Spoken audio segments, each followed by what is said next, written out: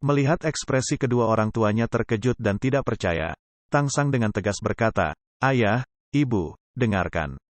Awalnya saya juga tidak berani, tetapi membangkitkan kembali Xiao Wu telah membuat saya menyadari banyak misteri kultivasi roh, dan bahkan kultivasi binatang buas. Jika saya tidak salah, Ayah, selama bertahun-tahun Anda menemani Ibu, Anda pasti makan banyak bahan obat." Tang Hao mengatakan, "Itu semua ditemukan oleh ibumu, untukku dengan efek meningkatkan mentalku. Menambahkan bahwa kondisi fisik saya pada awalnya cukup baik, bahkan luka-luka akibat memutuskan lengan dan kaki sudah benar-benar sembuh, dan kekuatan roh saya telah kembali ke peringkat 79. Tang San berkata, "Saat itu, untuk membayar kembali sekte, kamu memutuskan anggota badan, dan melepaskan lumpur dalam darahmu, dan pada saat yang sama juga mengembalikan kedua tulang roh itu. Kekuatan roh Anda juga secara paksa berkurang 20 peringkat karena kehilangan tulang roh. Tetapi pada kenyataannya, Anda masih memiliki cincin roh ke-9 Anda. Hanya saja Anda tidak dapat menggunakan dua cincin roh terakhir Anda karena kurangnya kekuatan roh untuk mendukung mereka, kan?" Tang Hao berkata, "Betul. Tapi, bisakah anggota badan yang terputus bahkan dikembalikan?" Tang San berkata dengan percaya diri, "Kenapa tidak? Blue Silver Emperor memberikan kemampuan tulang kanan kaki ibu kepada saya.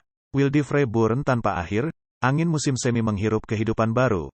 Meskipun itu tidak dapat menghidupkan orang mati atau menumbuhkan daging hanya dari tulang, itu masih cukup untuk menumbuhkan anggota badan yang terputus.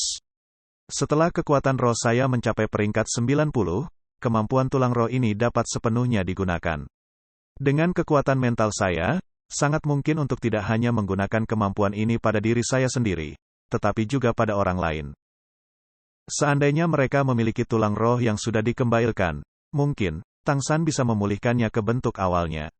Setelah anggota tubuh Tang Hao dipulihkan dan meridian utuh, saya pikir, dalam 1 tahun, Anda masih bisa menjadi Clear Sky Dou Luo yang membuat Spirit Hall kehilangan keberanian mereka karena suara angin." Kata-kata Tang San tidak diragukan lagi menyalakan api harapan di hati Tang Hao, tapi tatapannya yang mengkilap segera tumpul. Sambil menggelengkan kepalanya, dia menghela nafas, "Xiao-san, apakah kamu lupa? Saya mengembalikan kedua tulang roh itu untuk menebus dosa-dosa saya." Mengesampingkan bahwa tidak mungkin bagi sekte untuk mengembalikannya kepada saya, bahkan kamu tidak bisa mendapatkan persetujuan mereka. Saat itu ketika Tang Hao membunuh orang-orang balai roh untuk menyelamatkan ibu Tang Sang, tragedi itu terjadi karena mereka mendambakan cincin roh ibu. Spirit Hall kemudian mengeluarkan kemarahan mereka pada Tang Hao. Tetapi sekte Clear Sky School tidak hanya tidak membantu Tang Hao, tetapi malah dengan berani memilih untuk mundur. Siapa yang benar dan salah? Tang San mengatakan, "Saya seorang junior, saya tidak bisa mengkritik keputusan kakek. Hanya bisakah Clear Sky School kita benar-benar lolos dari malapetaka dengan menarik diri secara buta? Saya tidak pernah berpikir Anda melakukan kesalahan saat itu. Jika para tetua sekte itu tidak akan memberi kami persetujuan mereka, maka saya hanya akan mengalahkan mereka." Karena masalah ayahnya dan pertemuannya sendiri dengan Clear Sky School, Tang San tidak pernah memiliki kesan yang baik tentang mereka. Kalau tidak, dia tidak akan mendirikan sekte Tang sendirian. Ketika dihadapkan dengan kesulitan, Clear Sky School tidak hanya tidak melindungi mereka sendiri, tetapi sebaliknya memilih untuk mundur jauh, berpisah dari dunia Master Roh, yang mengarah ke tragedi dari 4 klan atribut tunggal dan Clear Sky School dicoret dari daftar 7 sekte besar, hanya mampu berdiri di puncak gunung kesepian mereka. Tang San tidak memiliki kekuatan yang cukup sebelumnya, dan hanya bisa bertahan.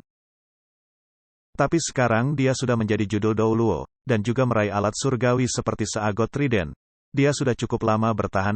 Kedua tulang roh itu harus menjadi milik ayahnya, dan ayahnya setidaknya harus menjadi penatua di dalam sekte tersebut. Apa yang hilang dari ayahnya, dia harus kembali untuknya.